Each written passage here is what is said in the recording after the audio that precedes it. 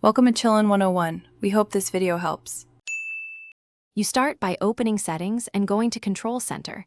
Add screen recording to your included controls so the button appears in Control Center. Once done, make sure your iPad runs iOS 11 or later because earlier versions lack this feature.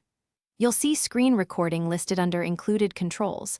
Tap the green plus to move it from More Controls.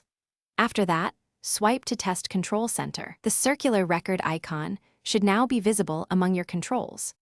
You open Control Center by swiping down from the top right corner, then tap the circular record icon to start recording. You'll see a 3-second countdown before capture begins. Once recording, a red status bar or red pill shows active capture. If you long press or 3D touch the button, you can toggle the microphone on or off and choose whether to record to photos or a screen broadcast app. Make sure to close sensitive dialogues because everything on screen will be recorded. To finish, tap the red status bar at the top or reopen Control Center and press the record icon again. Your video automatically saves to photos when you stop.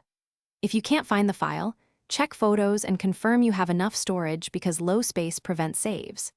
If the screen recording button is still missing, reboot the iPad and re-add it in Settings Control Center. If that fails, reset all settings as a last resort to restore Control Center configuration. Thanks for watching. Consider subscribing if we helped you.